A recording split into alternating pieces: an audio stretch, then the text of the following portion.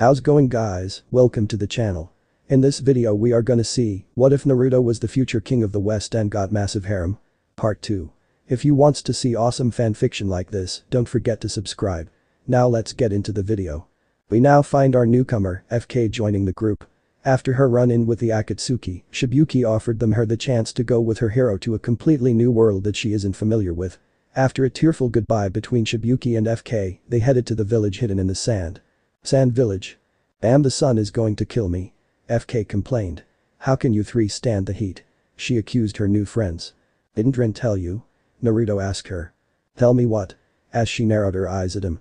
Rin stepped up, gathering her attention on her. I have a spell that can keep you cool in the hottest temperature, she said with a big grin, causing FK's jaw to drop. You, how come you didn't give it to me? An angry FK shouted. Well, you need some kind of welcome gift. I figured the appreciation for my genius talents would be a good gift, she said with a smug. It would have been better if you did cast that spell on me. Rin just ignore her and continue to the village's gate. Why you? Get back here. FK screamed at her and chase her, demanding her to cool her off. I feel like those two will become good friends, Naruto commented. Not unless FK kills her first, Arturia said with a smile. They do have a unique dynamic. Time skip. There in the village hidden in the sand, Naruto and Gaara came up with a plan to deal with the box of unlimited bliss. They came up with the idea that Naruto tried to assassinate Gaara and later be captured and sent to the blood prison. Naruto, under a fake identity as Tatsumi, was trying to assassinate Gaara to weaken the sand village. Naruto pleaded that he was taking a job from the Leaf Village. Something that they denied, but their reputation suggested otherwise. To be honest, it was one of Minato's plan for bringing power to the Leaf by weakening the others. Of course he couldn't say that and there was no real proof.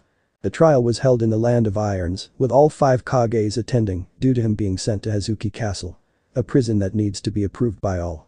Naruto only said that the Leaf hiring him due to planting the seed of suspicion on the Leaf for everyone, except for Gaara. He started to doubt them after hearing that they were planning to rescue him from the Akatsuki. He was later sent to be punished. He still had his chakra coils, and with the help of Kurama, she managed to make it look like that Tatsumi was on the level of a Kage to draw out the perpetrator. Naruto went into the prison to do his job. He was confronted by Mui, the head of the prison, and taken captive to be an offering for the box. However, he escaped from Mui and his men. The fire release. Heavenly Seal didn't work on Naruto because he didn't use chakra to escape. He just summoned one of his noble phantasm to fight his foe, but he didn't escape without taking some hit. He ran and hid in a cave near the prison. There he rested for a while until another prisoner confronted him. This prisoner was Ryuzetsu. She came in to heal him and talk about her purpose there. They got along well and agreed to work together to kill Mui and destroy the box of unlimited bliss. The problem was that they needed to find the box. They decided to wait until Mui made the first move. Mui got tired for searching for Naruto and decided to harvest the other prisoners' chakra for the box. There Mui finally faced his son, Muku, that he wanted to see for a long time. Muku, who was really Satori, the demon in the box, was wearing his skin to finally escape the box. Just before Muku was about to impale Mui, Naruto and Ryuzetsu went in and Naruto used Enkidu, the chains of heaven, to restrain Muku and save Mui. Muku transformed into Satori true form to battle Naruto, who was the only one capable of taking him down. Naruto summoned Durandal and fought a fierce battle with Satori. Naruto was struggling to take out Satori and there were prisoners and guards dying in the crossover. Naruto couldn't take it any longer and summoned E and finally slain the demon and saved the others. Mui was grateful for Naruto and Ryuzetsu help in saving him and ending the nightmare of the box of unlimited bliss. He allowed the two to leave the prison due to the understanding of their reason in the prison for the first place. Ryuzetsu didn't have anywhere to go anymore.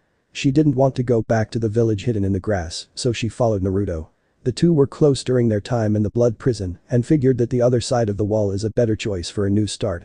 Something that would later bring headaches for him and his friends. After introducing Ryuzetsu to the group, they head off to the west. Asaka's Manor, West. During their trip to Rin's home that they are using as a base, FK and Ryuzetsu couldn't believe that they were actually in the west. They saw a lot of death. Naruto and the girls led them through several war zones to show how violent that the west is. They saw many dead bodies and were forced to fight against some of the other race that wanted to kill the group. Of course, they were surprised about how strong the other race were. The ghouls were far stronger than most of the girls and gave them a hard time. The demons and devil really freaked them out. They were ruthless and nearly killed FK. If Shimei, Nanabi, didn't save her, she would be dead. Finally reaching the safe haven of Camelot, the humans finally relaxed in the Tasaka's manner. Some part of me regret coming along. FK said with a sheepish smile. Still, the West is really interesting. The culture is very different and the food is pretty good. Ryuzetsu said while eating some fish and chip that Rin made for the group. Something that all the ninjas from East could say that is delicious.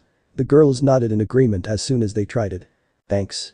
Happy to know that you like our cuisine. Rin said with a smile.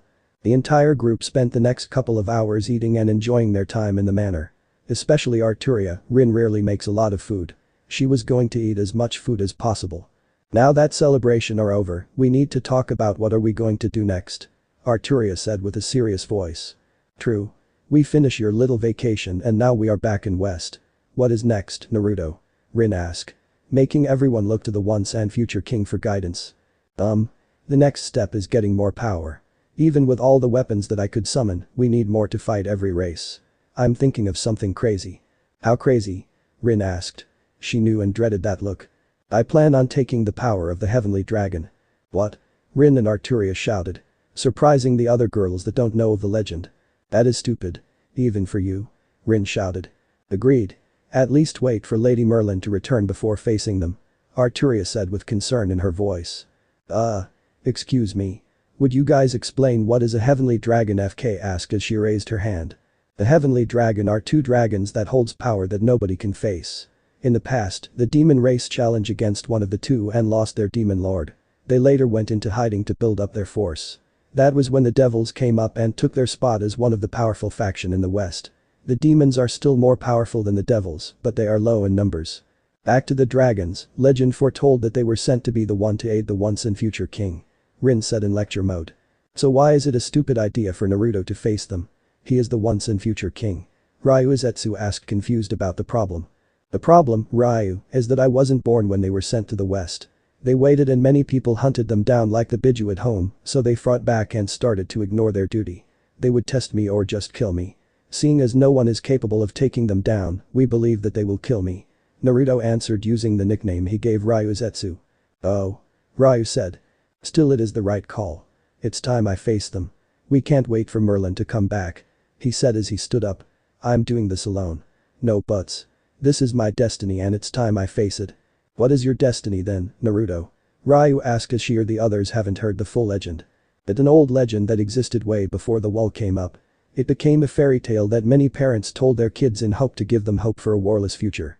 It says, a child capable of pulling the golden sword of Victorious from the stone will be bestow power capable of saving the world or destroying the world. Arturia answered, as she loves the story since childhood. FK just listened carefully and was reminded something. This reminds me of. She went on to tell the story. It was a story that speak of the child of prophecy from Shibuki. He had a summon that would talk about it all the time. Interesting story, a feminine voice said from nowhere. Surprising FK and Ryu. The other three already recognized the voice and her antics. Calm down everyone. It's Merlin. Naruto said as he continued to drink his tea. Then Merlin came out of the shadow and showed herself. You need to stop doing that. Coming out of nowhere without me sensing you is scary. Excalibur said. As she doesn't like any surprise that put her master in danger. Come on. I thought it was funny. Kurama said as she came out of the kitchen with a bag of chips. Nice to see someone on my side. Merlin said with a smile. Now, I'm Merlin. You should already know me. She asked getting a nod from the two. Good, now FK, that story isn't really surprising. After talking with Lord Byako himself, I learned that all elders of each of the summon race once heard of our legend about the sword in the stone. Even the White Tiger Elder had a similar memory of our story, but only remember parts of the legend. This summon elder must have remember parts of our legend and pass it on as a prophecy. A prophecy that was incomplete on his side and only works in the West. Our world is the one in constant war, not yours. Yeah, you ninjas are really selfish. How come did the summon elder pass it as a prophecy? He said he saw it in a vision. FK asked. You just said it. He is an elder. An elder with memory problem like all other elders of all race. Merlin pointed out. Making FK realize she was right. The elders of all summons were infamous for their long age and memory problem. In hindsight, Naruto's pain could have been avoided if they acknowledged that the elder of the Toad summons was just an old forgetful toad because it was him that caused the Namikaze family to only care about Mito. Well, with that out of the way, Naruto. Merlin gave a serious look. You are right. She said with a smile. Yeah, said all the girls in the room. leaving Naruto dumbstruck and Kurama laughing. I said he is right. It is time that he faced those two. Albion is more loyal, so he may come quietly if you show him Caliburn, but Drake will ask for a fight. You will need to prepare for that. Merlin said in all seriousness. I'm Skip. Naruto asked for Caliburn back to use against the heavenly duo. Arturia handed back to him with a kiss. Rin also gave him a kiss and threatened to kill him if he dies. Ryu and FK made Naruto promise to come back. Then Naruto head off to Mount Heaven. The mountain range where the heavenly duo live and fight. It was named after them. Then Naruto head off to Montana. Heaven. Man, Naruto said as he longed at the sheer destruction around the mountain. DRRRR. Who goes there? A very powerful shout came from above. Showing at two large dragons. One red and one white. Who dares enter our home? The red one shouted. Not liking intruders. Look, Albion, a human came to challenge us. I haven't seen any human come here before. This will be the first, Drake. Both Drake and Albion laugh at this. Hey. Don't look down on me. Shouted Naruto. Not liking how people always look down on him. Make me human. Drake said. Naruto only grinned at this. He drawn out Caliburn and let her light shine bright in front of the two. I am possible. Drake shouted. Finally. Albion said with glee. Our master is finally here. That's right. I am the once and future king. I come here to ask for your help to unite the land. I'm honored to help, Albion said as he showed his respect. He was more the respectful one out of the duo. Not me. You need to beat me if you want my help. What are you doing, Drake? He is the one that we were born to help. Will you deny our birthright? Albion asked. Am right. He needs to prove that he is worthy of my power. How dare you, Albion shouted, but was interrupted. I will fight. But Albion tried to protest. No buts. All my life, I never asked for anything. Everything I have, besides Caliburn and some other things, I work hard to get. I won't let this stop me. If you want to fight, then I will give you one. Naruto shouted as he drew Excalibur II. We are with you, Master, my king. Excalibur and Caliburn said as he prepared to fight. Albion, I like that you show respect for me, but I have to do this. It's not about power. It's about proving my worth.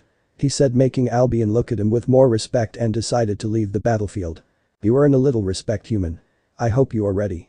Mother God is a female and created the heavenly dragons, so they are their mother, promised me that her chosen king will be strong. Bring it. Naruto, Caliburn, and Excalibur shouted. Naruto charged at the Welsh dragon, while the vanishing dragon sit back and watch. Naruto starts slashing at the scales of Drake, but proved to be fruitless. Damn, his scale is tough. Then he switched tactic and jumped back after a powerful fire attack. He summoned dozen of noble phantasm from the gate of Babylon and sent them at Drake. So you know about the gate. Interesting, Albion said with a grin. Do you think that those puny weapons is enough to break my scales? Drake shouted. Master, there is a weak spot, showing Excalibur inform her master. There is a weakness. It's at the base of the tail. Caliburn added on. That is not going to be easy. Naruto pressed on with his slashes with his twin holy swords at Drake's stomach. Only to notice a powerful glow he started to give off. Naruto immediately jumped back to see his next attack. I wonder if you can survive this. Take this.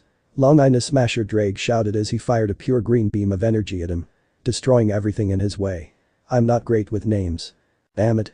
He thought as it got closer. He stuck Excalibur to the ground and gathered prana into Caliburn. Vanishing shift. He shouted as he swung Caliburn against Long Ina Smasher and sent the attack into the zero dimension. Surprising the two dragons. Ha. How do you like that? He taunted. That is an interesting move, Albion thought. What the hell was that? That wasn't the gate of Babylon, and sure as hell it wasn't one of Caliburn's attack. Drake shouted in anger that one of his most powerful attack was countered that easily. Oh. That was the gate in a way though. Getting a confused look from the red dragon. The gob is just dimension magic. I experimented with the gob and tap into other dimensions. Banishing shift is a counter spell that dispel any and all form of attack by sending it to zero dimension. The dimension where everything becomes nothing. He said with a grin. Why you? Drake said as he swiped his claw at him. Then smiling that he got him until. Poof. Allowing Caliburn to fall into the ground when Naruto poof. What? Drake shouted in anger and confusion. Seeing as how can he do that? Not realizing it is a ninja technique that is new to the West. Ninjutsu may be weak compared to magecraft, but does have its uses. That was my shadow clone jutsu. I will explain later. Naruto said from behind of Drake. Drake sensed a lot of prana coming from behind that he didn't notice due to the clone distraction. The original Naruto quietly picked up Excalibur and went behind Drake. Naruto was behind with Excalibur raised and gathering power to use her ultimate attack. Excalibur. Naruto shouted as he swung down aiming for the base of the tail with Excalibur. Dealing a lot of damage to Drake. After the light died down. Ahahaha. I haven't took this much damage since my fight with Albion a few years ago. Drake said with a laugh. Naruto could only look at shock that Drake took on that attack and only take minimal damage. Human. No king. I accept you as the one mother sent us to help. Drake said with a big grin. Yada. I did it. Naruto shouted and jumped for joy. Time skip to Sokka's manor. I hope he is alright. Ryu said as she laid on the couch and watched TV. She, along with FK, were surprised about how magic can be used to create technology for life instead for death. The West have some low-tech cars and Naruto's favorite, a motorcycle, kitchen appliance, and medical devices. All low-tech of course, but more advanced than the one that ninjas find in the land of snow. Of course that idiot is alright. Rin said. Hey Rin, I still don't get why you don't like all these cool stuff. FK asked Rin about all the technology in the house. I just don't like it. It's confusing. I'm a Megas and tradition is everything. I was raised to do things the old-fashioned way. Arturia and Naruto brought in the technology. She replied. She really didn't like technology. No matter how much they taught her about it, she still had trouble. Roar. Rin, FK, Arturia and Ryu heard a loud roar outside and went out to see what it was. Only to see a red and white dragon coming their way with a blonde on top of the white one. They all looked dumbstruck. Arturia and Rin especially. All their life, they were told how dangerous that the duo were and now, they see their lover ride one as if it was nothing. They expected Naruto to live and fight another day after losing to the dragon. They didn't see this coming. Hey guys. Naruto shouted as they began to land in front of the manor. Naruto jumped down to give the girls a hug. Who the hell is making that noise? Kurama shouted as she walked out of the house with a huge headache. She drank too much and was dealing with a hangover. One long introduction and explanation later. So you see, I don't really want you two to do the fighting. Making the heavenly duo look at their master with more respect. The two could have easily conquered the entire West for him, but Naruto said he wanted to do it himself. If I don't unite the West myself, I can't call myself a king. I need to do this myself. Do you guys have any way to give power instead? Naruto asked. I can give you a unique power by giving you part of our soul. Albion said. Breaking a part of my soul and giving it to you will give you a pair of white dragon wings called Divine Dividing. The power allow you to divide anyone's power in half and absorb that power. Chakra, prana, or kai-based attack. Divine Dividing also have more power when you become stronger with my power. Or. He turned to his brother, Drake. I can give you my blessing. It will improve or give you magic circuit depending on the situation. However, the soul dividing only apply to you. Drake answered. Is it okay that I get the Divine Dividing and the girls get your blessing? Getting a nod from both dragon. Drake gave his blessing to FK, Ryu, Rin, Arturia, and Merlin could always use the boost in their circuit. FK and Ryu will gain magic circuit while keeping their chakra network like Naruto. When FK gained her magic circuit, this allowed Chimay to be released from her prison. Something that her sister, Kurama, was happy to see. Ryu was happy to become stronger for Naruto. Thank you for your gift. Naruto said with a bow. Showing his new Divine Dividing wings to everyone. I will call on you when I need your help. The two dragon flew back home after bowing back. Well, this is good. We have great power, but there is some that need training. Merlin said as she looked at Arturia, FK, and Ryu. 4 new Megas is good, but she turned to Rin. You need to teach them. She pointed to Rin. What? Why me? Again. She shouted in protest. You or Naruto could help me, you know. I know. She said with a smirk. But, I'm taking Naruto with me for a year-long trip. What? Everyone shouted in surprise. Yup. It's time to rebuild the 7 deadly sins. I had no luck finding more members, so I hope that Naruto will help. Besides, this will give him the chance to build up relations with many people and races that I know. Getting a nod, understanding the need for the legendary group and have ties with others. Rin, you will train those 4 for the next year. Understood? Fine. I will do it. Rin gave in to her demand. Naruto, this will be the last night with your girlfriends. Go spend it with them. Okay. He and the girls went into the house to spend the last day together until a year. It was a steamy night for Naruto, Rin, and Arturia. They decided to have fun with each other. Something that the next morning, they were saying their goodbye. Naruto, FK and Ryu said. Promise to come back. Then we will have something to talk about, the 2 girls said. Alright, Naruto said as he kissed both on the cheek. Ichimei. I wished I got to spend time hanging out. Watch out for your big sister, she always get into trouble. Naruto said as he hugged Chimay. A beautiful girl with green hair. Hey. Kurama said in protest against that statement. Hollyburn, take care of Arturia for me. You are a great sword that I was lucky to have. He said to Caliburn in her sheath by Arturia's side. I will, my king. Promise to come back alive. Caliburn replied. Of course. He said with a smile. Naruto, it's time to go. Merlin said. Goodbye. Somewhere is in the west. So Naruto, how was your trip back east? Merlin asked as they traveled the land in search of members. For the most part great. However. Flashback. During Naruto's little vacation back in the elemental nation, it wasn't all pleasant. It was a simple visit to all his friends and helping people out on the way. It suddenly turns into a manhunt on him and his friends. It was the right call to wear a full-body knight armor during his reunion trip. However, it made him an easy target to identify. Not only did the Leaf Village hunted them down to kidnap them, there were some other groups that were interested in them. Well. Look at what we have here. A voice came to the trio in the campsite. Naruto, Arturia and Rin drew their weapons and prepared to fight. Who walk up to them. It turned out to be a pair wearing black cloak with red clouds and their signature hat. What does the Akatsuki want with 3 random people? Naruto asked the leading one. We came here to recruit you 3. Seeing how you easily defeated our own leader Sama hoped that you would join. The leading one said. The pair pulled off their hat to reveal themselves. Itachi Uchiha and Kisame Hoshigaki. Rin said as she recognized them from the bingo book she grabbed from one of the dead leaf hunter nin. We have no intention to join your organization. Arturia said as she ready Caliburn. Too bad. Kisame said with a mad grin. That mean we will take you forcefully. He said as he charged with Samehada. Don't kill them, Kisame. Itachi ordered as he continued to stare down the man with the armor. Back up Arturia if she needs it, Rin. I will handle this one. Naruto said. Rin nodded to his command. Arturia easily blocked Kisame's attack. You are pretty strong for a girl. Kisame said with his mad grin. This only made Arturia mad. She began to push back the monster of the mist. Don't think that a woman can't defeat a man. She shouted as she pushed back Kisame. Kisame noticed a cut on his cheek. Haha. Looks like I did underestimate you. Next time, I won't let it happen again. Kisame went in for another strike. Caliburn began to glow with prana for the strike. As soon as their blade made contact, Samehada tried to shred it. What is going on? My Samehada should eat the chakra coming off the blade and break it, said a confused Kisame. The trio only smirked at his statement. Itachi picked up on that smirk. It's not chakra. How can your sword beat mine if it can only eat chakra? She once again overpowered Samehada. Then she charged at him with a slash ready. Kisame barely dodged it. That is. Water style. Exploding water colliding wave. Kisame shouted as he went through some hand signs. Then a large wave of water approached to slam into her. Caliburn. Arturia shouted to her sword. Right. Caliburn said as she prepared more prana for her next attack. Itachi and Kisame were surprised to hear her blade talk. She stabbed Caliburn to the ground. Caliburn released the prana stored up and released it underground. It caved in the floor right in front of her, creating a large enough crater for Kisame's jutsu to fill up, sparing her the disadvantage of fighting on water. She was a normal human, but a hell of a lot stronger than the one in the east. She can't do any special tricks, but she can handle a lot more than ninja and civilian alike. This will take too long.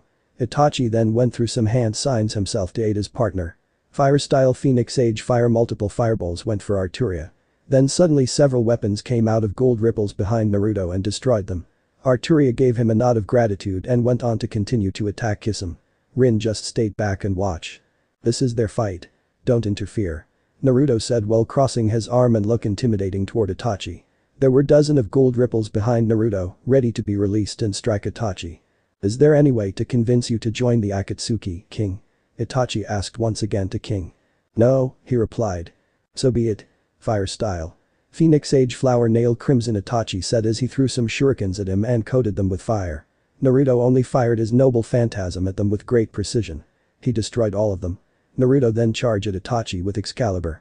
He was aiming for his head. Passed. I can't dodge this or substitute myself in time. Itachi thought as he prepared his triumph card. Red rib cage began to appear all around them. Excalibur couldn't cut through the ribs made of chakra. Master, be careful. This technique is very powerful. Excalibur warned her master. He only jumped back and examined Susanoo. This is Susanoo. The Uchiha's ultimate defense and power. Itachi said as his Susanoo grew skin. Interesting. Naruto said as he drew a weapon from the gate. It was Kaladbulg. The rainbow sword. I wonder if the Uchiha's ultimate defense can withstand 2 legendary weapons. Itachi narrowed his eyes at the 2 swords in his hand. He didn't recognize those blades to be any legendary weapons. So he guessed they were weapons lost to time. He is half correct. There are weapons in the gate that were lost, but there are some that people came into possession. The gate pulls the weapon out of time and space in the past, so he can use them without any repercussions to the weapons that are still around in the present. See them charge at the humanoid jutsu while gathering as much prana into his blades. Take this. He slash Itachi with both blades full of prana. Only to break the jutsu into its bone stage. Not good. That was too much power to take on. Itachi thought as he analyzed the situation. Kiss him. He shouted to gather his partner's attention. Kisum was surprised to see him pull out Susanoo and see it in that state. Kisum struggled in their spars to get it in that state. Naruto did it without any problem. We won't win this. Retreat. Itachi then turn into a flock of crows and disappear. Go ahead and leave. I have seen enough that I'm strong enough to hold my ground to one of the best in this nation. Arturia said. Kisum picked up onto this nation. People would say country or village. She said nation, as in elemental nation. This was something he need to bring up later with his partner. End of flashback. So the Akatsuki are interested in recruiting you three. At least we know that they aren't much to deal with. Merlin replied to his story. True, but they were annoying. We ran into the zombie duo, Haiden and Kakuzu. They were kidnapping the two-tailed Jinchuriki. We stopped them, but we ran into them more often. They tried to kill us or recruit us. However, the Leaf was persistent in their attempt to kidnap us. He said tiredly. How so? She asked. Flashback. Damn it. Minato slammed his fist onto his desk. How can they defeat all the hunter ninja I sent? He yelled in frustration. Minato calmed down. We knew that they were powerful to take on the Akatsuki on their own. You can't expect that we can kidnap them so easily. Jiraiya told his student. It has been several weeks since he falsified the records of one Saber, one Rin, and one Arturia into the Hidden Leaf records. All attempt to kidnap them for their power they have. Many hunters died in their attempt to capture them. All were sent back to the front of the gate of the Leaf in bodies bags. Shocking many civilian and ninjas. Even, Jiraiya's spies began to disappear when searching for information on them. He concluded that they were killed. I can't keep searching for them. Whoever those three are, they are killing too many ninjas and my spies. We will need all of them against the Akatsuki and Orochimaru in the future. Jiraiya told Minato with a frown. He can't support his student's decision to continue to hunt for three unknowns. Not with causality count rising. Fine then. Jiraiya, as Hokage, I order you to gather a team and track and capture those three. Minato ordered. Fine, but I'm telling you. It won't end well. Jiraiya responded. The Orosanin for God's sake. That should be enough to take them down. Damn it Minato. They took down members of the Akatsuki. Only one easily overwhelmed two members at the same time. It's safe to assume that the other two can do the same. Doing this will get more killed. I may be a Sannin, but there are limits. Jiraiya yelled at him. Tired with the many attempts that ended in failure. It was too much like Orochimaru and Cloud Village. He didn't like how the village is being run now. You have your orders. Minato said with authority. Jiraiya left through the door and went to go gather a team for a suicide mission. Minato, are you sure this is the right choice? Kushina asked as she came from behind Minato. Are you doubting me now? He asked Kushina as he narrowed his eyes at her. No, but nothing. This is all for the Leaf. He said to end the conversation. The main excuse he told himself and to everyone else. She only left and went back home to check on Mito. Jiraiya gathered the best of the Leaf to capture the trio. On the team were Kakashi, Guy, Kurenai, and Asuma. They were the best in their field of expertise and the best the Leaf had to offer. He briefed them on the mission. Asuma and Kurenai didn't recognize the name of the supposed rogue Leaf ninja. Kakashi and Guy only frowned hearing who their target was. I went on about how unyouthful this mission was. They managed to track them down close to Lighting Country. The trio finish up business with the rescue of the two-tailed Jinchuriki. The retrieval team were waiting for them to get a good distance away from the border so they don't draw the attention of any cloud ninja. Then they jump in front of the trio. Hold up right there. By order of the Hokage, you are to be returned to the Leaf. Rin, Arturia, and Saber. Jiraiya said. To sound as if they were there to retrieve rogue Leaf ninjas. They are still on it? Arturia asked out loud. They don't even know our full names. Rin said. I bet they don't even know that Saber is just a name I made up. Naruto said out loud. Their comments confused Asuma and Kurenai because they were still left out on the truth. They look at their supposed traitorous comrades and didn't recognize them, but they had orders to capture them. Rin, Arturia. I will deal with the guy with big white hair. You guys will deal with rest. Getting a nod from his friends. Naruto versus Jiraiya. Why won't you guys leave us alone? We did absolutely nothing against your village. Naruto asked. Sorry, Saber, but you guys are too powerful to be left alone. The Leaf needs your power. Jiraiya responded. You don't even know my names or who we really are. Then you decided to put us in your bingo book as rogue ninja from your village. That is just sad. Naruto said well he wanted summon his gate and prepared a lot of noble phantasm. Jiraiya flinched at his comment. He always thought that the leaf is the best and didn't need to do anything pathetic. He thought they were above the world. Now he is living his nightmare, the Leaf Village in a desperation situation. Just surrender. Jiraiya ordered. Then a dozen of noble phantasm shot out toward Jiraiya. Jiraiya didn't get out unscathed. He lost his right arm immediately from the barrage of powerful weapons. I'm tired of your village. You believe to be gods, but you're far from it. The closest one to God is me. I'm the once and future king. Naruto announced. Even in pain, Jiraiya paid attention to what he said. Once and future king. What is that supposed to mean? Jiraiya thought as he would investigate it later. Give up. I already took away your arm. You won't be able to perform any of your powerful jutsu without both arms. You're just so weak. He taunted him. He charged at him with a Rasengan. Only to have Naruto use Excalibur to block the attack with ease. This is boring. You are no longer capable of fighting me where many have failed. Naruto said coldly and kicked Jiraiya away into a wall. Putting him out of the fight. That man is ruthless. Jiraiya thought as he fell unconscious. Arturia and Rin versus Asuma and Kakashi and Guy and Kurenai. Surrender. We have you outnumbered. Asuma shouted at the pair of girls. True, but Rin said, until Arturia continued. We have you outmatched. We each fought members of the Akatsuki single-handedly. Can you say the same? Arturia said with a smirk. Making all of them flinch. They knew that all of the members were powerful and they couldn't take them on solo. Hearing that they could, drop their morale. It doesn't matter, we will capture all of you, Kakashi responded. Hey Arturia. Since this isn't a fair fight, you may want to drop the code of chivalry for now. Rin said as she pulled out multiple jewels. Only this once. Arturia said while drawing Caliburn. I will take the one in green and the one with one eye. They are close-quarter combatants. They may prove to be as strong as Kisame. Shame that we didn't finish our fight. This new piece of information surprised the Leaf Ninjas. Kisame is easily one of the best fighter of the Akatsuki. She then went to face her opponents. Arturia versus Kakashi and Guy. I hope that you two will be better than Kisame. He may be powerful, but my sword skills far surpass his. Arturia said as she prepared herself to fight the duo. We can't take any chances.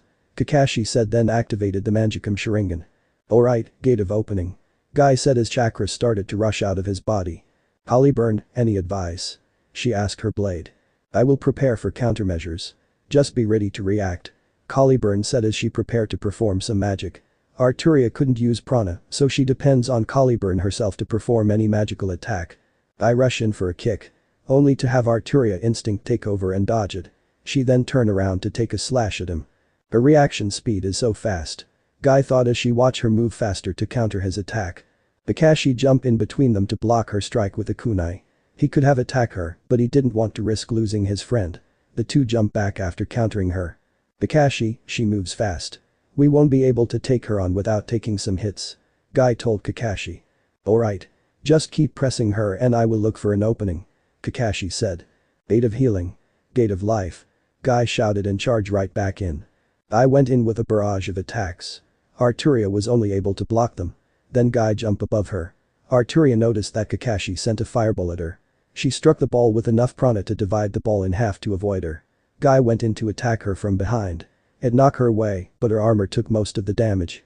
This man hits hard. She thought as she felt the pain to her back from the kick. Are you ready, Caliburn? She asked. She was beginning to get worried about the fight. She didn't think she can take both on at once. Just strike the ugly-looking one. It will take away his power. This technique is linked to his life. I can disturb it. Caliburn said as she began to glow a golden color. She went in to attack Kakashi instead due to Guy being faster than her. Arturia went in with many slashes to keep Kakashi in CQB. Then Guy went up to attack her from behind. She was prepared this time. She placed the edge on her back to cut block his attack. Guy was going too fast to stop himself. His leg was cut by the blade. Then he suddenly started to cough up blood as the gates that were open were forcefully closed. Kakashi shouted in fear for his partner. What did you do? He said threateningly toward Arturia. I force him to close all the points in his body. Resulting in his body destroying itself from the chakra circulating throughout his body. With all the chakra circulation and the points closed, he's dying. Caliburn answered. You can leave your partner to die or leave and save his life. Damn it. I need to capture them, but Kakashi thought. Those that abandon their mission are scum. Those that abandon their teammates are worse than scum. Kakashi heard his own statement and thought about his father again. Guy's life is more important. Kakashi went over to grab Guy and left the battlefield to get him help. Damn it. Why didn't we bring a medic? He thought in frustration. The reason was there weren't any ninja medic that would be useful. Shizune and Tsunade were the one capable of fighting and healing, but they left. Rin vs Asuma and Kurenai. Do you really believe that you can capture us? Rin asked them as blue lines started to form both her legs and arm. Even if you beat an Akatsuki member, you are still outnumbered. Kurenai told her. She went through some hand signs to cast a genjutsu on her. You do know that each member of the Akatsuki are capable of taking down squads of elite ninjas. Rin replied.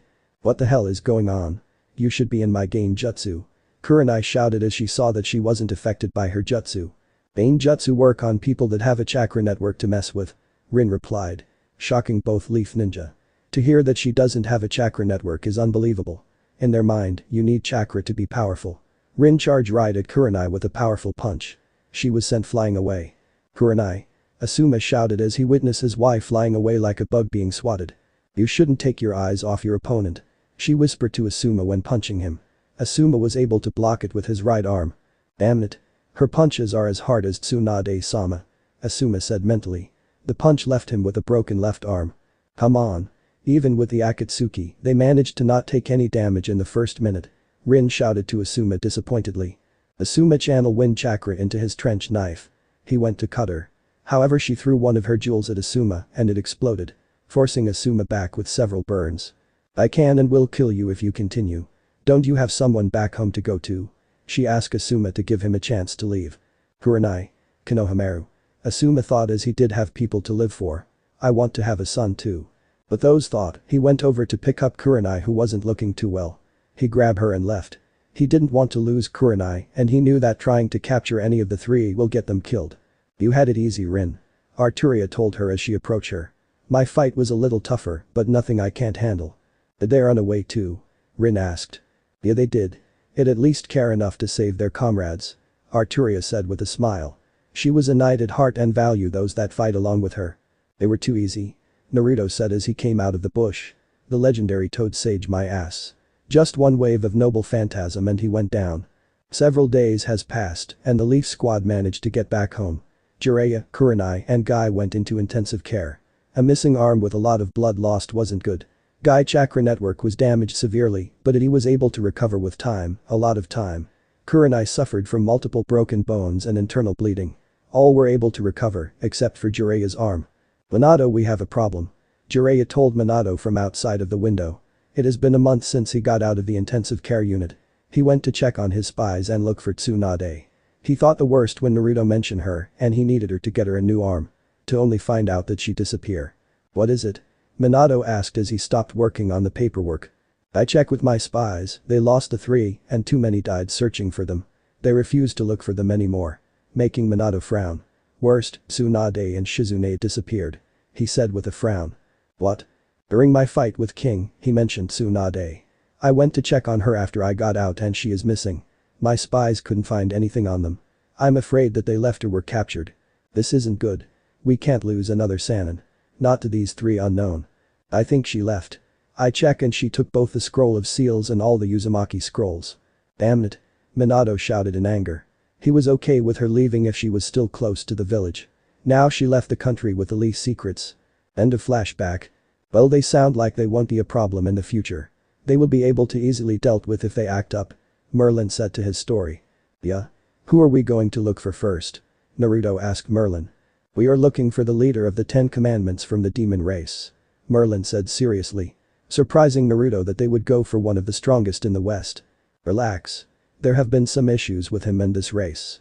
I think this would be the best chance to get someone strong on our side. Besides, he might be the new leader of the 7 deadly sins. Somewhere in the West in Demon Country. I still say that this is a very bad idea. Naruto shouted in protest. Stop crying about it, Naruto. Merlin replied. All the demons we ran into attack me. You stood there and watch. He pointed at Merlin angrily. Hey, I got you a new outfit at least. I could have left you in that damage armor, but I'm kind enough to get you something new. Plus, it matches your girlfriend's armor. She said with a clap. During the search in demon territory, they were constantly attacked by demons of all kind. They were relentless in their attack. The knight's armor that Naruto once wore became damaged and wouldn't be able to protect him properly. Merlin designed a blue armor outfit for him. The design are similar to Arturia's armor. And Fate Extra Saber. Gawaine's armor. Fine. I'll stop bitching about it. Where is this guy? Meliodas. His name is Meliodas and he is someone you shouldn't underestimate. He was personally chosen to lead the 10 Commandments and he's the eldest son of the Demon King. Merlin answered. Why are we looking for a guy like that? He asked fearfully. Because things has changed. Since the death of the Demon King, he hasn't been the same. He started to change. Recently he left the 10 Commandments. He has leadership skill and great power. A good potential for the Sin of Wrath. The Sin of Wrath stands as the leader of the 7 deadly sins.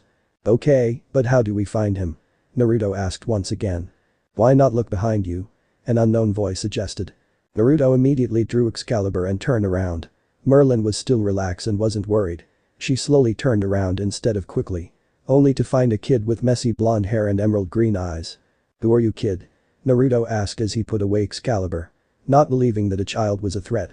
Besides that, Excalibur hasn't said anything about him.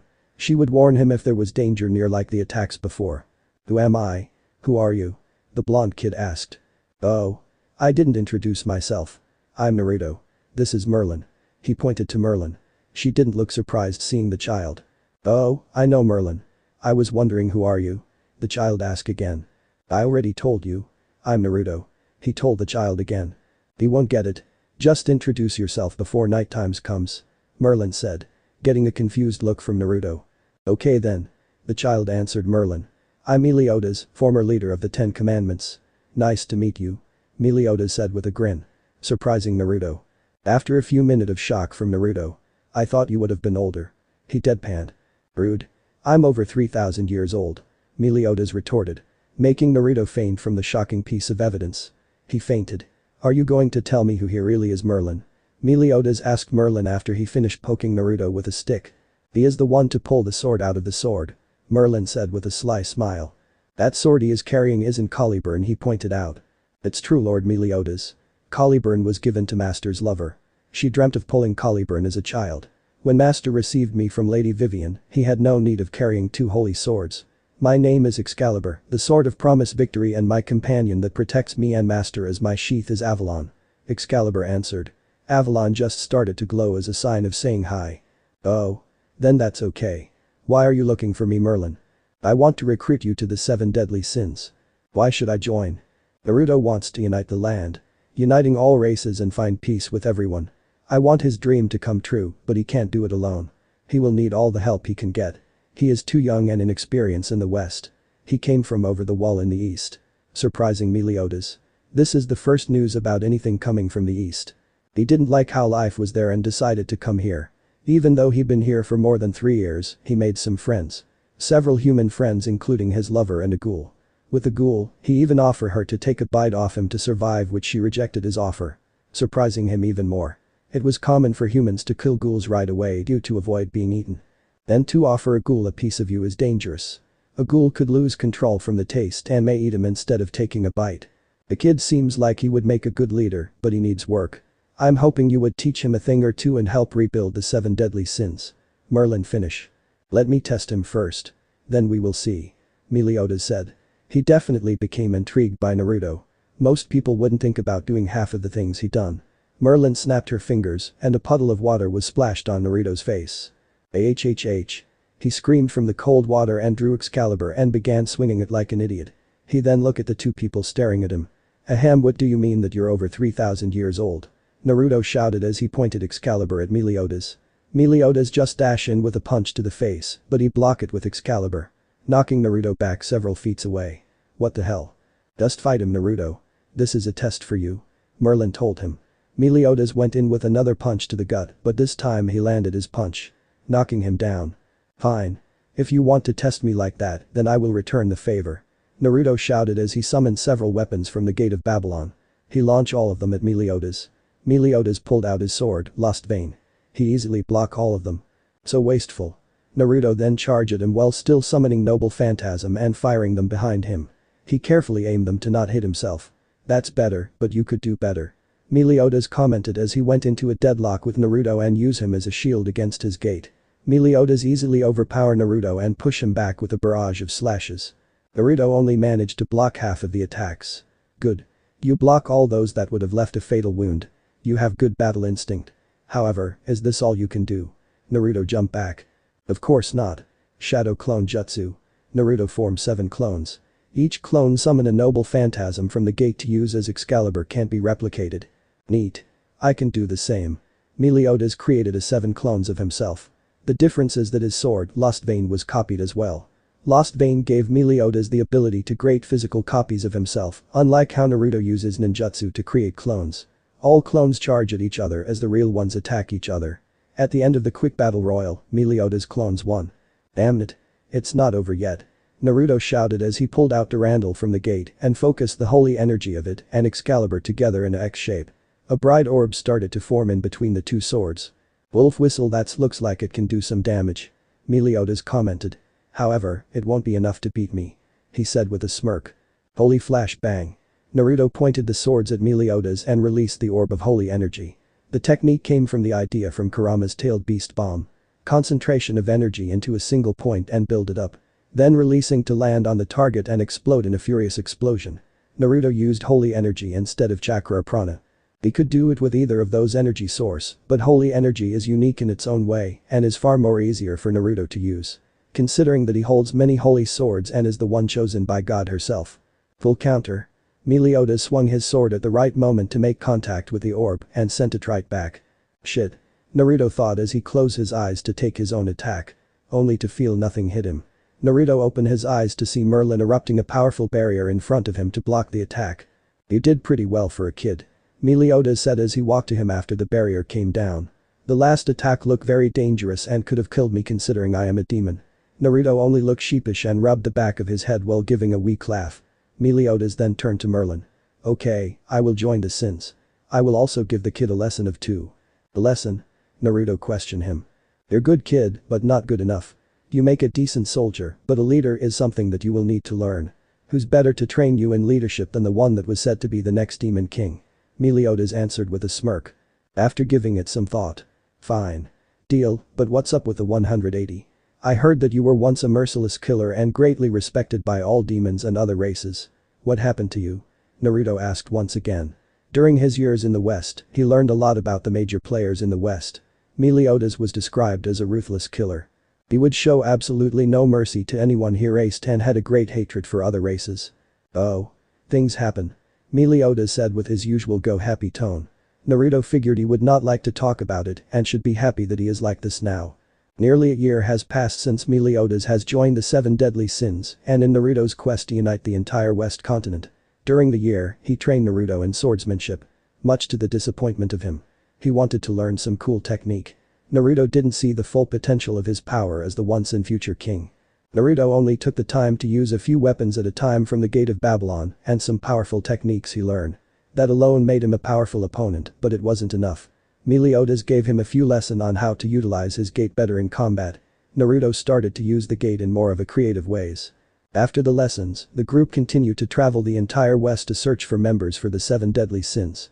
At the start of the journey, the only members were the Boar's sin of gluttony, Merlin, Lion's sin of pride, Escanor, and Dragon's sin of wrath. Meliodas. 3 out of the 7 sins were filled, but Merlin was determined to revive the group. During one of their travel, they heard news of an immortal lurking around the countryside. Meliodas was intrigued by it and went off on his own to find this person. He came back a few weeks later with Ban. As an undead banner now, Fox's sin of greed. Ban. Since Ban joined the group, he and Meliodas became best friends. A few months later, Naruto decided to part ways temporarily. Naruto wanted to train on his own in mastering his new power, Divine Dividing. The cool technological looking white and blue wings amazed Naruto greatly. Besides the ability to fly, he was able to divide his opponent's power in half every 10 seconds.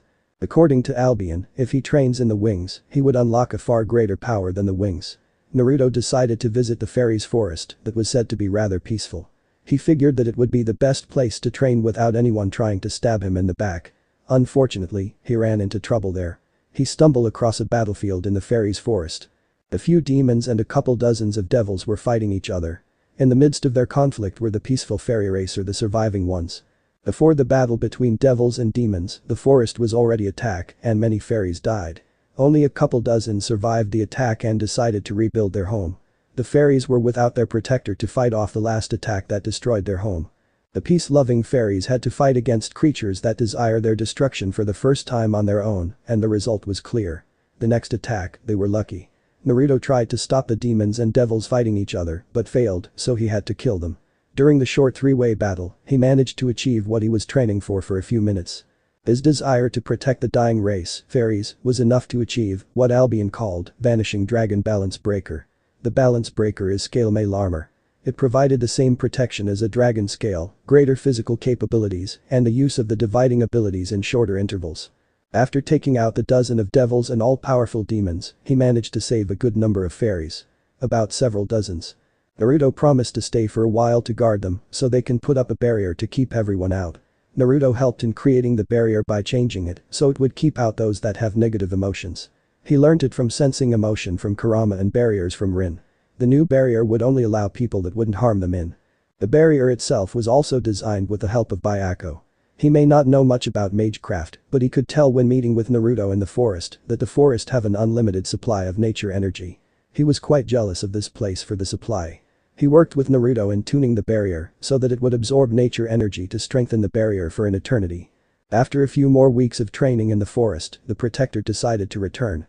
Only to be devastated in how his home was destroyed in his absences. The fairies refused to acknowledge their protector, King or Harlequin, as their leader anymore. He wasn't welcomed by his fellow fairies. Even if the other fairies ridiculed King, he would always care for them. He decided to repay Naruto. Naruto needed help in flying combat, so King started to teach him how to fight while flying. At the end of his training period, he left ready for aerial combat. He may have failed in achieving the balance breaker, but he was able to learn how to fight with his divine dividing wings. King couldn't help but feel guilty for what happened to his people and sister when he left, so he followed Naruto. Later he would join the 7 deadly sins as Grizzly Sin of Sloth. King. During the reunion of his friends, they managed to recruit a new member, that Meliodas Stumblepin. A lady giant, Diane, or now, Serpent Sin of Envy. Diane. The 7 deadly sins started to head out their own way to travel the entire West. They needed to know what they would be dealing with. The only one that stayed with Naruto to head back to human country is Meliodas and Ban. Escanor followed Merlin to find the last sin. King and Diane went off to travel the lands to help where they can, like how they did in their past with each other. During King's disappearance from the fairy forest, he was out looking for someone. During his hunt, he lost his memory and ran into Diane. The two stayed together for a few hundred years.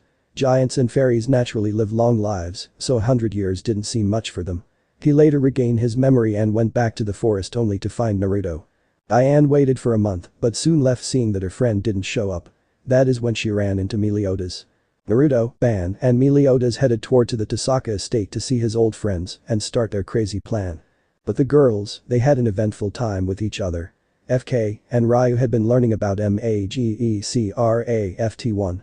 FK decided to learn more about flying magic and a couple of elemental magic. Since the removal of Jimei, FK didn't want her to be imprisoned once again, but she missed the wings that allow her to fly. She took up AERA2 magic to grow a pair of wings to fly once again. Seeing that she wanted to help Naruto in his attempt to unite the West, she learned another set of magic. She learned lightning and water magic. Using lightning from the sky to launch long-range lightning spell at the enemy, and water magic for close-quarter combat or long range. She wanted to learn to generate water by using magic, so she can use ninjutsu to use water-style jutsu in remembrance of her home. Rigetsu, Ryu, wanted to be a mix of a spy. She learned the reflector spell. By distorting the light around themselves, the user is capable of hiding away their body, effectively vanishing from sight in a bluish flash, and then becoming invisible. This way, she would be an effective spy and reconnaissance. Arturia and Rin only polished their skills.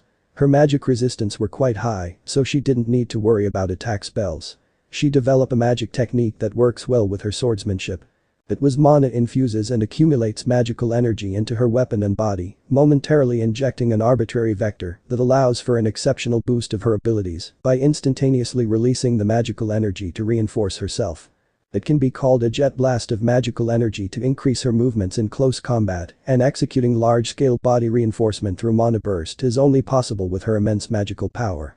She have immense magical powers compared to the others that got magic circuits from Drake. Rin theorized that it was Caliburns present that increase it. Even though her magical power is superior to the rest of the girls, including the not jealous Rin, she didn't want to learn about any other spells. She still wanted to base herself out of a knight, not a magus. "Hello?" Naruto sang from the door of the Tasaka's estate to see if anyone is home. "Naruto!" shouted two girls. It was Arturia and FK. Arturia gave him a long and passionate kiss. Ban and Meliodas only whistled to her action. "Arturia. FK. It's great to see you too," he said happily and went over to give FK a hug. "Where are the others?" Demei and Kurama left off somewhere. They wanted to visit some place a few months ago. They wanted to see how much has changed. They haven't returned yet. FK answered. "They deserve this break. They have been gone from their home for far too long," Naruto said. "Rin and Ryu left to get supplies," Arturia told him. "Supplies?" Naruto questioned. "Mainly herbs and other medical or poison ingredient. I didn't like the idea of poison, but Rin made a point that some poisonous ingredient could act as a cure to poison and are used for many potions. They won't be back till the end of this month." Ban said. "We can't wait that long for them.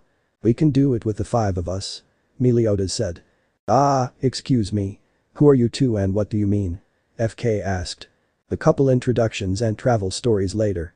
If we strike Camelot in a few days, we would be able to take out that bastard, Nobunaga. We can take control of their entire human territory." Ban explained their plan. During their travel on their way back, they learned that Camelot would be under guard due to the tax collection. It would usually be at unknown moments, but they would know when Nobunaga is planning to collect tax from the entire territory. These tax collection forcefully take away supplies and money from every human. Even to the town that doesn't receive his protection from the other race. "If we do this, how do we know that everyone won't turn on us?" Arturia asked. She knew that it was wise to get rid of Nobunaga. "Simple. This," Meliodas said as he tossed a piece of paper with several names. Arturia and FK look at the note. "Those are the names of people that support Nobunaga and their pockets are being filled up. If we take out Nobunaga and those people out, we would be able to get the most of the army and all the humans on our side. A lot of people don't like either of them. Several corrupt officers would need to be taken out or change them. With all of that done, we have an army and a base of operation. That still leave one problem. Who will kill Nobunaga? I heard he isn't someone that shouldn't be underestimated," FK asked. "It should be the strongest out of us all. Sir Meliodas should," Arturia said, but was cut off. "No. I will take him," he said. Meliodas just smiled at him while the girls got a worried look. He realized what it takes to be a leader. Leading by example is the best way to sway people, Meliodas thought. There are several leaders in the West have generals that lead their army while they just sit on the throne and make decisions. Those leaders are rarely respected and would end up being killed, so another person will take their place. "Naruto, it's too dangerous," Arturia and FK tried to protest. They didn't doubt his ability, but Nobunaga was someone capable of fighting and leading humans, the weakest race in the West, against all other race for many years. That alone speaks for his leadership and power. It's just his ruling that people don't like. No. It'd have to be me. If I'm to unite the West, I can't hide behind others while they fight for me. They won't acknowledge me and will doubt me if I let others fight my battle. This isn't a fight for humanity. It's a test for me. It's to see if I'm worthy of being the once and future king. You remember my fight with Drake. He didn't listen to me because he didn't think I was worthy as the king. Others would think the same and only a few like Albion would acknowledge my rule based solely on Caliburn. I won't accept that. My fight to rule will be the blood and sweat on the battlefield will be a sign as my right to rule," Naruto explained. "Okay," Arturia reluctantly agreed. "I'll let you fight him alone." "Good." Now, FK and Ban would take out the targets. Their skills are more suitable for assassinations. Meliodas and Arturia will grab the attention of all the guards and keep the focus on you two. Try to kill as few as possible. Those soldiers have family to go home to. Getting a nod for him. Meliodas was proud of his plan. The plan was to do as little damage as possible, but effectively killing all the corruptions and danger to the territory. It showed that he isn't out to kill, but to save and unite. Hopefully the other race would see it like that and not another human power struggle. "I will take out Nobunaga," Naruto explained his plan. "Right." All four people said together. In acknowledgement of Naruto's plan. "Good. The operation starts in 4 days at dawn. Rest up and be prepared." 4 days later. Everyone left the Tasaka estate and went off to Camelot, the capital of the human territory. The plan was simple, FK and Ban take out the corrupt politicians and supporters of Nobunaga on the list. Doing so will get rid of the corruptions that everyone in the human territory is living in. Naruto heads straight into the castle and take out Nobunaga himself. The problem with that is that Nobunaga wield a powerful sword, the Mi no Murakumo no Tsurugi, or as Naruto refers it to, the Kusanagi. Not to be mistaken with the Kusanagi blade that Orochimaru wields. Orochimaru's Kusanagi is a blade created by the snake summon. It's just a very sturdy blade that is coated by the special poison of the snake clan. The snake clan based their sword off the original Kusanagi that came from the dead body of a very powerful serpent, Yamada no Urachi. The original Kusanagi is said to have the ability to command all serpents and snake. It also have great ability that can challenge many POPLE3. It's unknown how Nobunaga acquired the sword, but many didn't ask when he showed how powerful he was with it. Meliodas and Arturia were great swordsmen. The two should be able to hold off the majority of the guards in town and keep their eyes on them. Especially, Nobunaga. Meliodas is well known with all the powerhouse of the West. Challenging him without 2 or 3 other powerhouse would be considered suicide. Officially, there are only about 50 powerhouse players in the West. Although, it's unsure due to the lack of a proper system to spread news. It was only hearing of rumors and actually experienced them from battle. Naruto was using his shinobi training to quietly enter the castle. He managed to reach Nobunaga's room to kill him while he watched. However, he did something stupid. "Nobunaga!" Naruto shouted him from behind. Nobunaga was shocked to see someone get so close to killing him. He drew his blade as he turned around. "I here for a battle to the death," Naruto declared as he pointed Excalibur at him. He wanted to fight like a warrior, not as an assassin. Master is sometimes an idiot, Caliburn thought with a sweat drop. I mean, he could have killed him right there and mission accomplished. Before the battle, Naruto asked for Arturia to trade blades for this battle. Seeing how Excalibur and Caliburn work in similar ways, but Excalibur was always the superior holy sword, it confused her. He confided to her about his plan to properly challenge him as a knight, warrior, and king. He wanted to fight as the once and future king when he start off. "Who are you, boy?" he demanded. "I'm Naruto." He raised Caliburn vertically, parallel of his face and body. Showing Caliburn in her full glory. "I'm the one that pulled the sword out of the stone. I'm the once and future king and I will unite the West." "Once and future king." Ha ha ha ha. He laughed maniacally. "The legendary sword, Caliburn, in the hands of a boy. I will kill you and take that sword for myself." He charged at Naruto. Only to clash blades with him. "I am possible," he shouted. His sword was being overpowered by Caliburn aura. Naruto pushed him back. Out of his room and into the courtyard. "Looks like the sword live up to its legend. I'll enjoy wielding that sword." He bit his thumb and wiped blood on Kusanagi's side. Kusanagi snake belly. The Kusanagi seems to grow another blade to it. Snake lance. He swung his blade, forming a zigzag shockwave that creates a destructive impact. Naruto blocked it, but he took some damage due to the wide range attack it formed. "Damn." Naruto muttered as he spit out some blood. "That sword really lives up to its legend." "Of course it does.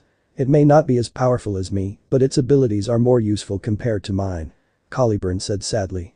She was considered one of the strongest sword, but she lacked technique. Naruto summoned a noble phantasm to fire it at Nobunaga. However, this one was a different attack than usual. He grabbed onto the handle as it flew out. Firing himself at Nobunaga at great speed. "Ah!" Naruto quickly slashed at his chest. Nobunaga started to cough up a lot of blood from his slash. The reason that Nobunaga didn't react in time is due to the speed. The gate fire noble phantasm is the rate of a bullet.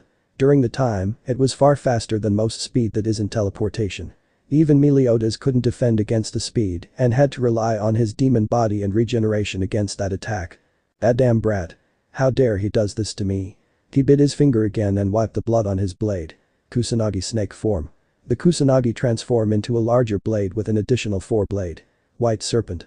Starting as a jagged line of energy akin to her snake lance technique. "That doesn't look good," Naruto thought as light. He channeled prana into Caliburn. Banishing shift. He shouted as he intended to cancel out the attack.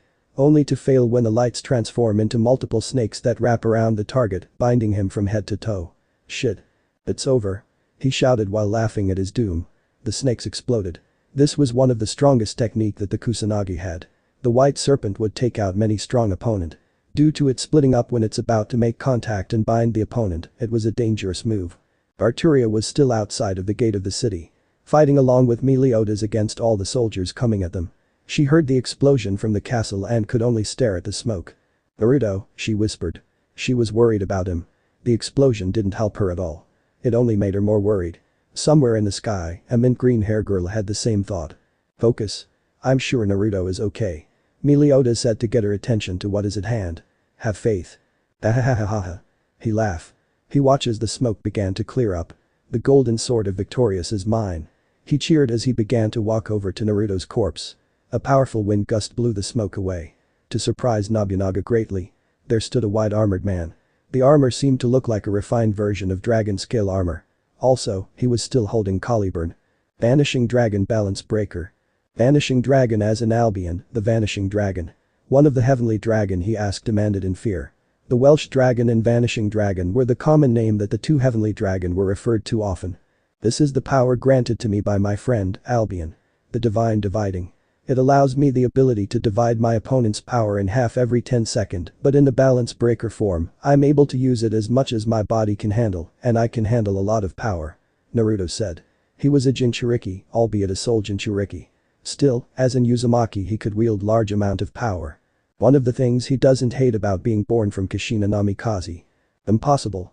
Nobunaga shouted in denial. He charged at Naruto with as much prana as he could muster in the Kusanagi. Naruto just grabbed the sword in mid-swing. Divide, divide, divide, divide. Naruto absorbed all the prana in the sword and in his magic circuit, leaving him powerless. Naruto then took the sword away from him and stabbed Caliburn into his stomach. He started to cough up a lot of blood. Too much blood. So this is how it ends, he muttered out while leaning Naruto in his scale mail. This is the end, Nobunaga. You may be a monster to many, but I hope you find peace in the next life. Naruto said. Forgiving a monster like me, maybe you're the once and future king. Tell me what is your full name, so I know who will lead my nation and unite the West. He asked. Naruto. Just Naruto. Naruto answered him. It was right to answer a dying man question. Haha, he laughed weakly.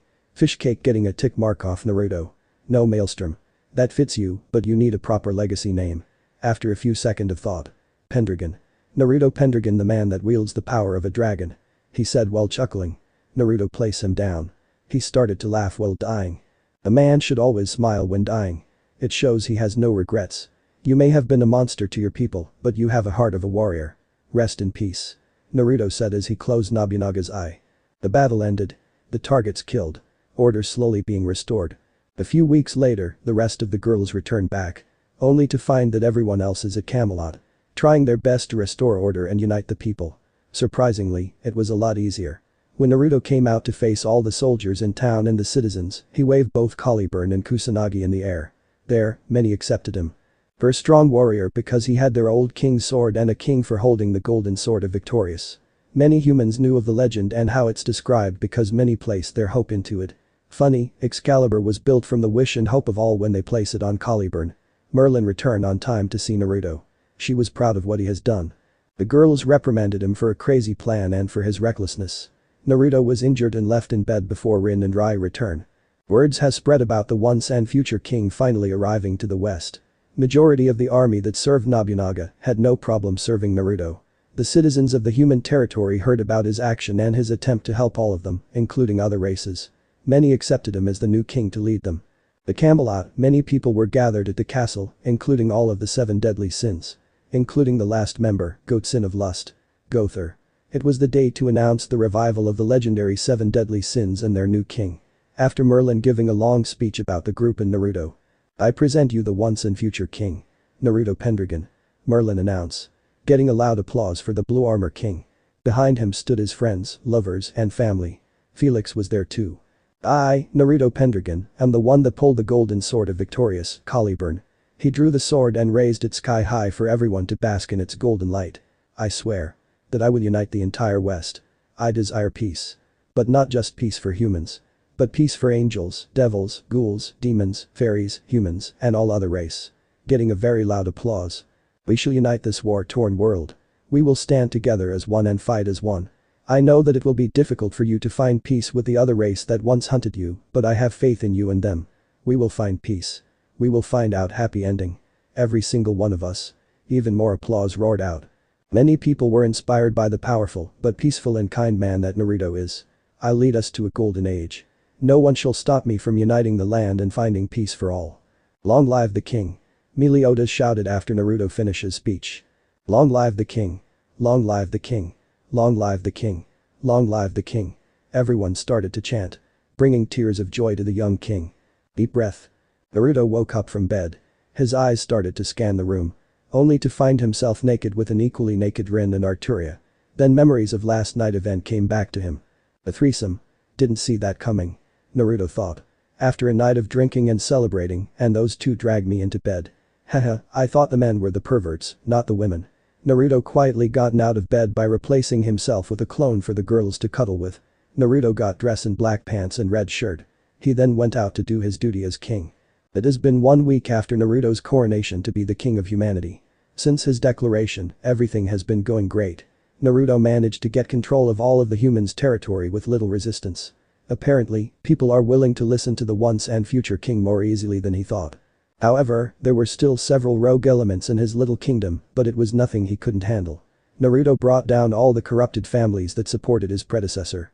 One such family is the Matu family. One of the most powerful magical family that are humans. They were known for the cruelty and frown-upon methods. What really got Naruto's attention was the next heir to the family, or should I say heiress. Sakura Matu, formerly Sakura Tasaka. This case was a difficult one for Naruto. The first being the clan refusing to recognize Naruto's rule. He had a choice to either leave them alone where they could cause a lot of problem down the road or deal with them now. It was one of the first choice he had to make as king, and it was a tough one. He knew that everyone wasn't evil like the current head, but they were powerful enough and dangerous enough to cause enough problems and deaths down the line. Naruto asked for a full dossier of the family. So far, there were too few that seemed good, so Naruto decided to launch a rescue mission on them then and eliminate the rest of the family. Overall, it was successful. A few Matu were saved, including Sakura. Most of the family, including the monsters Auken, the rapist Shinji, and others were all killed by Naruto, Meliodas, and Merlin. The current problem was Sakura. She was very much devoid of life and had the damn crest worms in her. Fortunately, Merlin was able to get rid of all the crest worms inside her, but she still needed therapy for all the trauma she'd been through. Over the last few weeks, Naruto visited her and spent time with her to help regain her humanity. He would usually send his clone to deal with his friends and family or his duties because he wanted to personally take care of Sakura. There was also the fact that she is Rin's sister that her father given to the Matu family. In the past weeks, Sakura radically changed since Naruto first laid his eyes upon her. From a lifeless girl to kind, shy girl. It's not much, but it is a lot of progress. She became very clingy to Naruto and developed romantic feelings for him. Calling him her shining knight. Naruto noted that she had a pink ribbon in her hair and she told him that it was a gift from Rin when they were still sisters. She held onto it because it gave her hope that her sister will rescue her. There were times that she becomes very dark but quickly snaps out of it. Her dark side came from the years of endless torture from her adoptive family. Now was the day to check up on her. He was hoping that she will be ready to live out her life without any pain and finally be reunited with her sister, something he was trying to surprise Rin with. Naruto headed off to meet the purple-haired girl. Knock knock. Sakura. It's me. Naruto said as he knocked on her room. Naruto. Click come in. Please. She said happily as she let Naruto walk into her room. Naruto took a seat at the table where Sakura took the seat across from him. How are you feeling? I'm feeling a lot better now. Good. You've been through a lot, Sakura. You deserve to be happy. Thank you. Today, we will see if how far you came. I know you don't go out a lot, but it's time for you to see what life has to offer, so we're going on a date. Sakura gasped at the news. She wasn't expecting a date with the man she fell in love with and she was definitely not against it. Okay. Let me get change first. She said happily. Naruto couldn't help but smile. She was acting right for her age. A happy schoolgirl going out with senpai. He couldn't say that for himself. He took on so many responsibilities at such a young age, but that had to do with his life back in the East. Kids were groomed and indoctrinated to become child soldiers, ninja. A practice that is very rare in the West as the races in the West fight for their children, not arm them to fight for home. It was I guess old habits die hard. He thought bitterly. He never liked the idea of kids not having the chance of living life. That's why he's doing everything he can, so Sakura can enjoy the happiness that was taken away from her as a child. If he could make one person, like Sakura, smile, then he would carry on with all the hardship the world has for him. Naruto took Sakura out for a nice walk through the local park. It was morning, so the scenery was breathtaking. Sakura enjoyed being in Naruto's company throughout the walk. She even started to interact with the citizens that were up in the morning. After the walk, he took her out to a nice family-run restaurant for breakfast. Overall, the date was successful. She enjoyed her time with Naruto and got a taste of life. She also seemed to be adjusting from the sudden change of environment. It looked like she was ready to be reintroduced to the world. Free from her cage that the Matu put her in. Walking back to Camelot Castle. Sakura, do you think you're ready to meet with your sister? Naruto asked. Naruto noticed her body shaking up from the question. I am afraid. What if she doesn't accept me? She asked him with tears coming down her eyes. Naruto wiped the tears away and brought her in for a hug. Rin isn't like that. I've spent plenty of time with her to know she isn't like that. She's rude, loud, stingy, shrewd, bossy, she's a lot of things, okay. He said with a slight sweat drop as he realized that there is a lot of things to describe Rin. But she isn't cruel. I remember she told me once that her biggest regret in life is failing someone she loves. She may have not talked about you, but it was clear that she was thinking about you. I know that she failed to save you, but you should give her the chance to be the big sister that she always wanted to be. Just do as I say and I can prove to you that she loves you very much.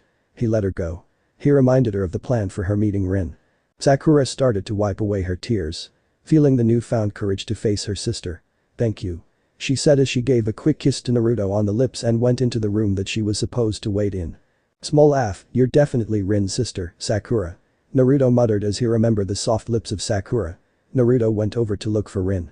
While searching the castle for a certain twin tail, Naruto spotted a certain green-haired girl with tan skin. Naruto-sama 1, FK shouted in joy as she saw him. Sai, how many times did I tell you to drop the honorific FK? He asked. A lot. She answered happily. You're not going to stop, aren't ya? She shook her head. Whatever. Did you hear anything from Chime? He asked. FK looked sad and shook her head. No. I haven't seen her or Kurama since they left. I'm getting worried. What if they abandon us? FK feared. She may have not been treated badly as other Jinchuriki, but she was alone for most of her life. Chime was one of the constant people that was there for her in the land of waterfall. No way. Naruto brought her into a hug. He knew that since she was alone most of her life, Chime meant a lot to her like how Kurama means a lot to Naruto. This is the first time of freedom and their home. They must be enjoying being free and at home now. They will come back when they're ready. Hi. She said happily, agreeing with his statement. Naruto started to walk away before turning back to shout at her. Have you seen Rin? Yeah. She is at the library. Said something about looking for something. She answered. Thanks. I'll see you later. Naruto walked away towards the library. Leaving a happy FK do whatever she was doing before. Naruto walked towards the library to find his lover. Naruto reached the library to find Rin going through several documents. Documents that was locked up due to privacy. Documents that Naruto went through himself. She must be looking for any information on Sakura. I made it hard for anyone to get those documents. He thought as he recalled several decrees he made as king. One such law is about the privacy of his citizens. Records would be kept of them, but they won't be open to the public, only high-ranking people could get their hands on them. A position that Rin didn't have. Naruto passed her to go through the unlocked cabinet that held information of magical families and dig through it to see if she took the folder he wrote up on Sakura. He found the file to be in the cabinet. She must be looking at the Matu file. Didn't know that there is already a personal file for Sakura. Naruto took out several paper out of the file that had details of her recovery and therapy and pocketed them. Naruto brought the file of Sakura to Rin. It only detailed her horrible life with the Matu family. He then grabbed one of Rin's twin tails and started to drag her out of the room. Ow. Ow. Ow. Ow. Ow. The hair. Naruto. She screamed at Naruto in pain. He finally let go. Rin, follow me. He told her sternly. Surprising her. Can't this wait? I'm busy. She told him as she fixed her hair. Naruto just continued to stare at her. Surprising her that Naruto seemed to be so cold to her. She did flinch a little. What's with the look? She demanded. Even if he's king, he would always be her stupid idiot. We should talk in private. Naruto told her. She refused to move. Not until you tell me what got into you. Sakura Matu.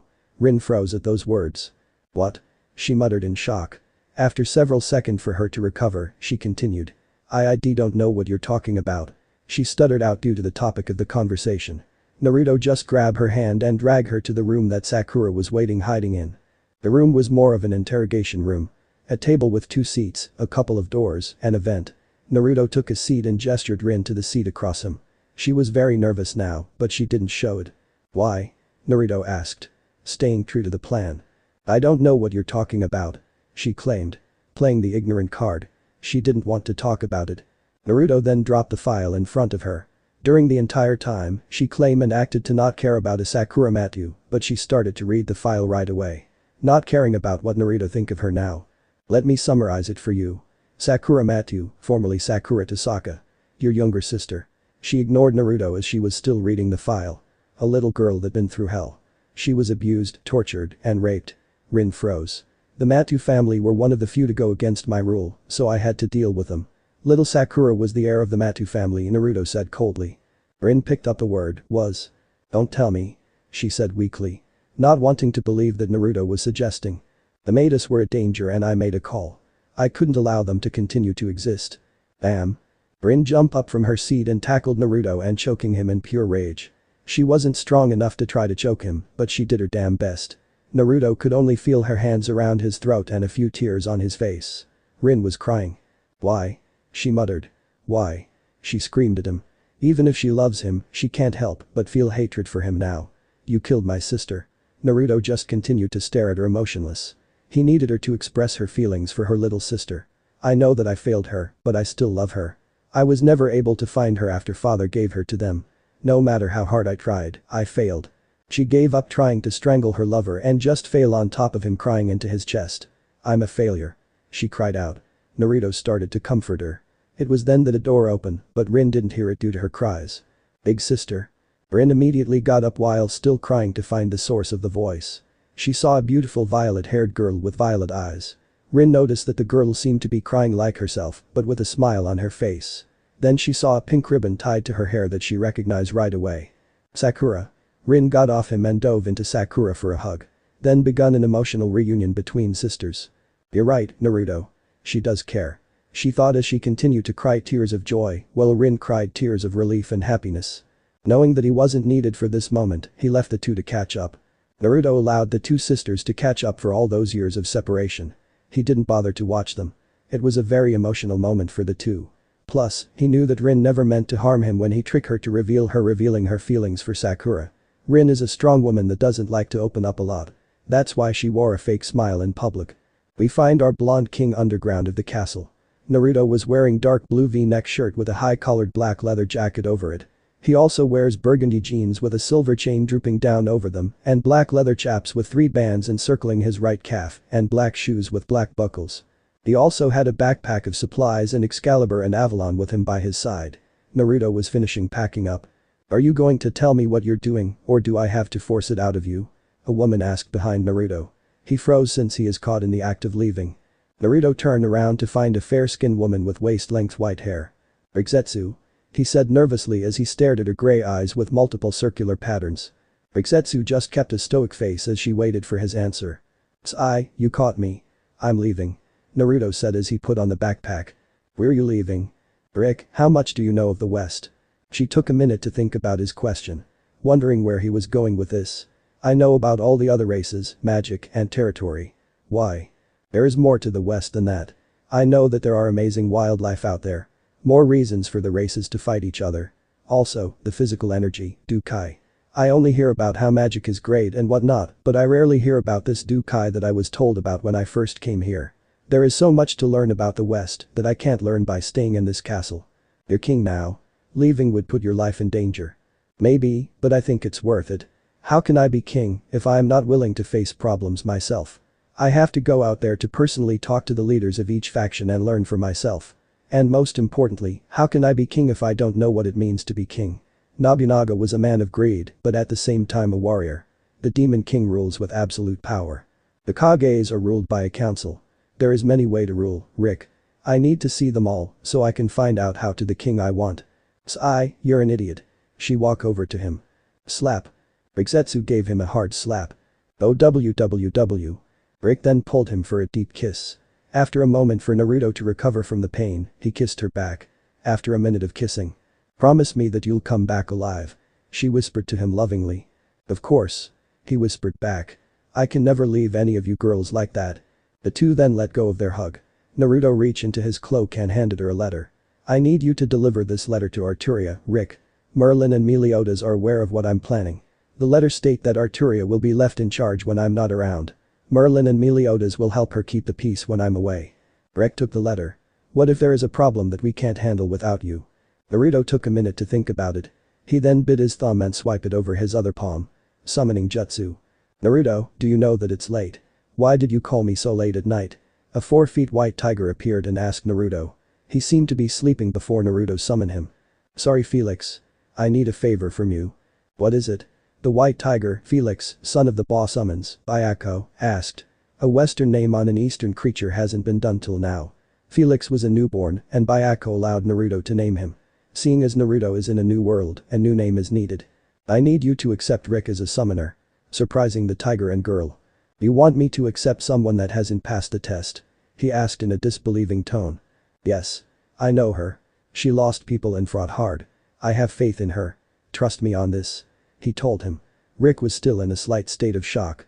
Felix just stared into his friend's eyes. Seeing that he didn't have any doubt in his statement. Fine, but you owe me. He disappeared to get the contract scroll. What did you just do? She asked. I just made you a summoner of the fabled white tigers. Be proud because we're the only two summoners now. I didn't mean that. Why did you do that? I did it because I know you deserve it. You've been through a lot back east and you followed me to the west even after going through all the shit. You did all that alone and you're going to need to work harder when you're here. Besides, this way, we can keep in touch with one another. Of course, the others don't need to know about this. He said with a wink.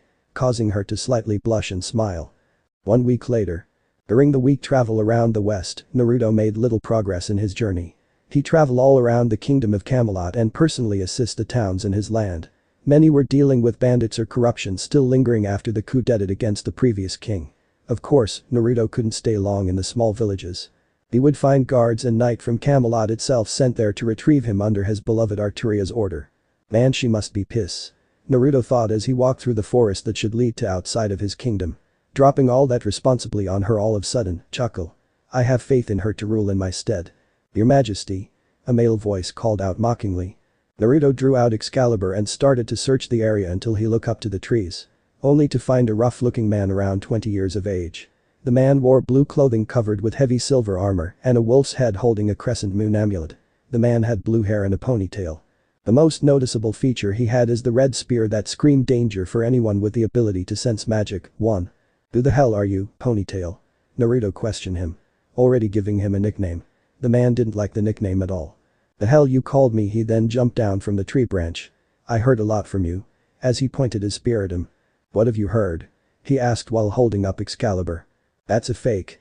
Naruto thought as he eyed the spear. He knew that spear at first glance. Gaebolg. The demonic cursed spear. Created from the demon, Kurud. The spear that will curse whoever it pierces. Also, the weapon that will always strike the heart. A dangerous weapon if it's real. The design and power is similar, but not the same. I should know, it's in my treasury. I heard that you are the youngest king around. There is also the fact that you killed Nobunaga and most importantly, you're the once and future king. He said with a mad grin. I wanted to test myself against you. So you're a believer of the legends. I won't say a believer.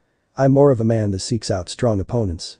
If you think that a fake Gaebolg is enough to beat me, then you vastly underestimated me. He said with a small laugh. The man could only laugh. He then looked at his spear and started to spin it around. You could tell. I guess there are some perks to being the man of legends. My master, Scathach, made a copy of her spear to give to me as a reward for being her student. She couldn't part ways with the original I guess, but being a fake doesn't mean it weakens me. I can still be a challenge to anyone that I face. Name's Kuchulin by the way, so how about it? He got into his stance. Naruto got into his stance as well. I guess that I have no choice. The battlefield was silent. The two stare at each other waiting for one of the other to make the first move. Then the two disappear in a burst of speed and spear and sword clash into each other. Kuchulin was obvious the faster between the two, but Naruto had more power and more strength. Naruto managed to block all of the Ku's thrust, but failed at landing a hit. The blue-haired man was quite fast and nimble. This exchange continued on for several minutes as one of them tried to land a solid hit on each other. Unfortunately, both failed. Looks like there are some truth in the legend. He said with a grin. Naruto could only grin back. He quite enjoyed the battle, but his speed is getting on his nerve. You're not bad yourself, but I'm getting tired of you dodging my attacks. It's time for me to take it up a notch. Kuchulin's eyes widened when he saw gold ripples appear from Naruto's back with weapons coming out of them. His instinct told him that those weapons were dangerous.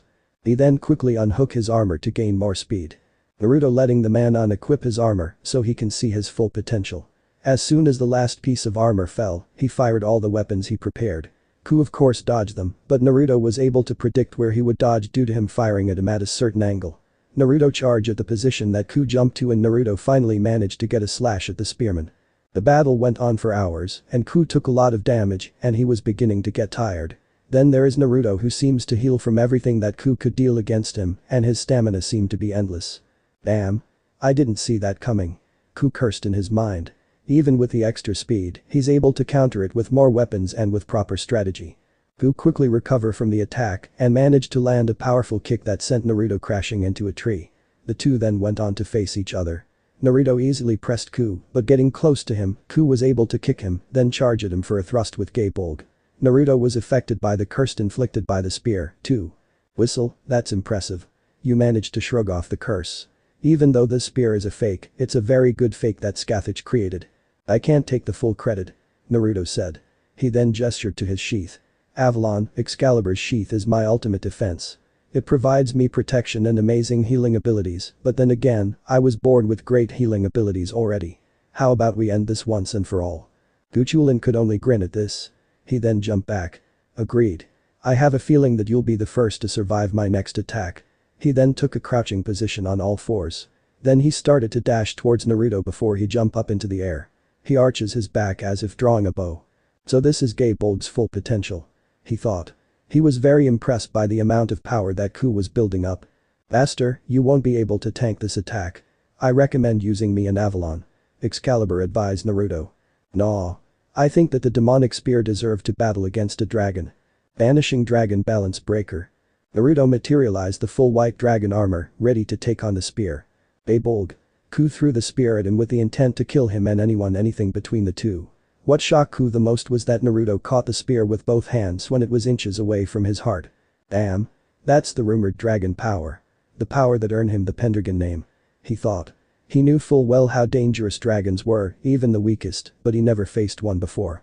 Divide, divide, divide, divide. Naruto was dividing the power of the spear, but it seemed endless. The spear continued to charge towards Naruto, but Naruto managed to keep it at bay with his own power. The power of dragon and demon collide with each other that eventually caused a massive explosion that sent both Naruto and Ku away crashing into many trees. Nighttime. Gasp deep breathing, what the? You're alive. The man that woke up was Kuchulain. He turned towards the sound of the voice. He found Naruto at the campfire roasting a deer and already eating the deer. He then looked at himself to see that he was covered in bandages. Don't sit there. You were knocked out all day. Naruto gestured him to the log that he was sitting. Ku took a minute to think about it. He was wondering why he wasn't dead. He knew that he lost as soon as Naruto caught the spear. He then gave up and listened to his stomach and went over to the campfire to take a piece of that deer meat. The man enjoyed the roasted deer. Then came the moment of truth. Why am I alive? Better question is, why should I kill you? Naruto countered. I challenge you to a battle to the death. Doesn't matter to me. I saw that you're powerful.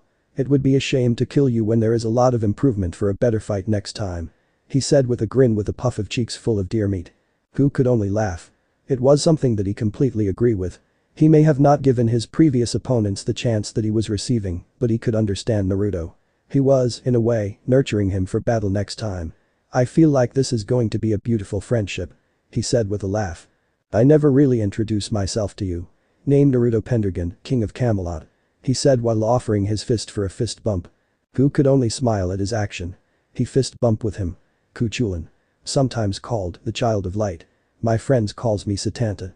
Deciding to call Naruto his friend. So this part ends here. I hope you guys enjoyed this video, so quickly like this video for second part of this series. And comment down below your thoughts about this series. And now it's time for me to go, bye.